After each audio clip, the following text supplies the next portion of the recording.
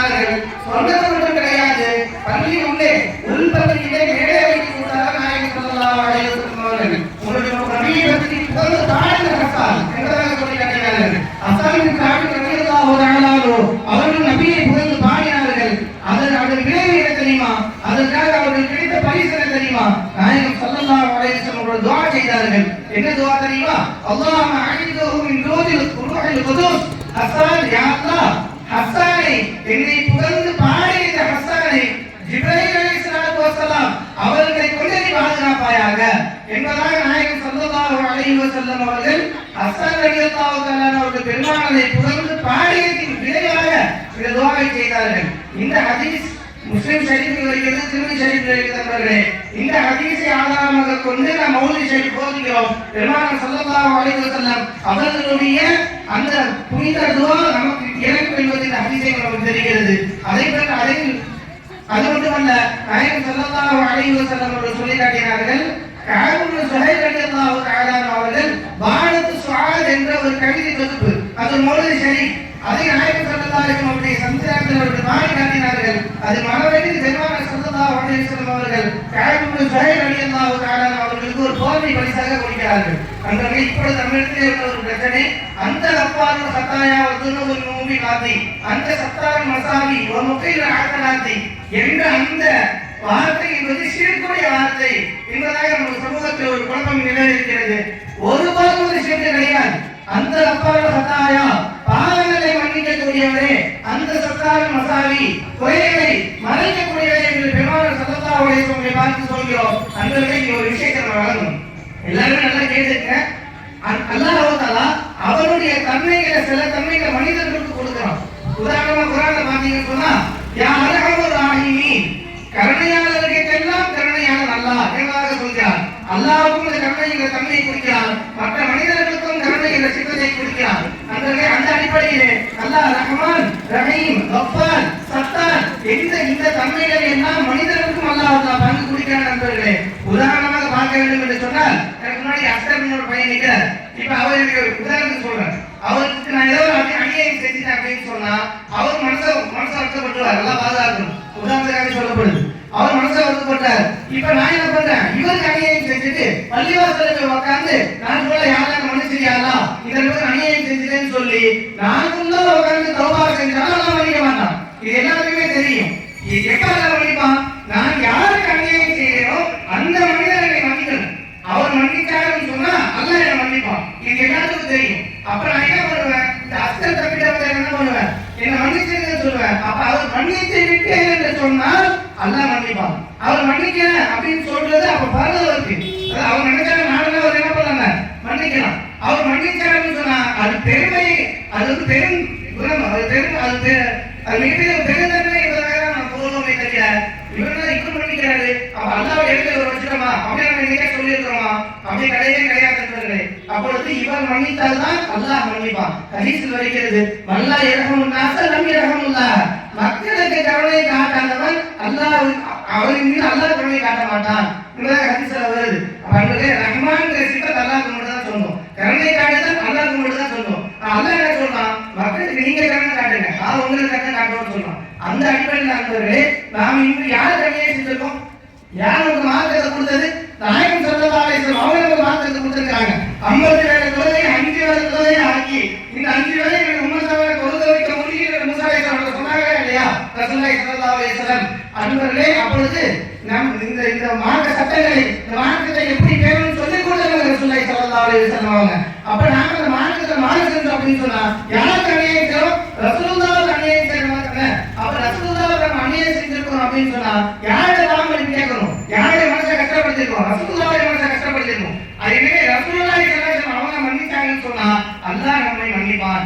இந்த அடிப்படையில் என்ன பண்றோம், யார் ரசூலுல்லாஹ் நீங்க எங்க பாவத்தை மன்னிச்சீங்க ரசூலுல்லாஹ் சொல்றோம், அல்லாஹ் என்ன பண்றான், நம்ம பாவத்தை மன்னிக்கிறான். இது வெறும் கருத்து அடிப்படை மட்டும் இல்லாதவர்களே, குர்ஆனுடைய ஆதாரத்தை கொண்டு சொல்கிறேன்.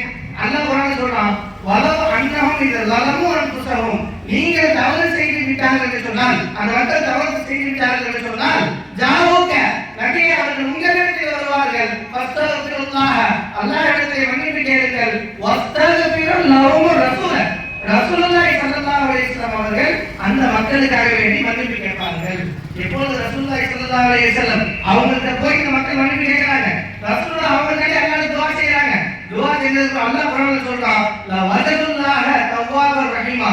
அந்த மக்கள் அல்லாஹ்வை பெற்றுக்கொள்வார்கள், பாவத்தை பாவ மன்னிப்பை ஏற்றுக்கொண்டவனாகவும் ரஹ்மத்துடையவனாகவும் பெற்றுக்கொள்வார்கள். இந்த ஆயத்துக்கும் தெரியுது, ஒருத்தர் உங்க உம்மத்து பாவம் செஞ்சுச்சா நேர நம்பிக்கை போய் அந்த பாவத்தை சொல்லுங்க. ரசூலுல்லாஹ் நான் பாவம் செஞ்சுட்டேன், ஸல்லல்லாஹு அலைஹி வஸல்லம் பண்ணுவாங்க. வஸ்தகஃபிரு லஹும் ரசூல், அந்த உம்மத்துக்காக வேண்டி பெருமானார் ஸல்லல்லாஹு அலைஹி வஸல்லம் பாவ மன்னிப்பு கேட்பார்கள். எனவே அல்லாஹ் மன்னிப்பார்ன்றதாக குர்ஆனுடைய ஆயத்திலே வந்திருக்கிறது நண்பர்களே. அந்த அடிப்படையில் மன்னிக்கக்கூடியவன் அல்லாஹ், அது எந்த விதமான தன்மையும் கிடையாது. அசலில் அல்லாஹ் தான் மன்னிக்கிறான்.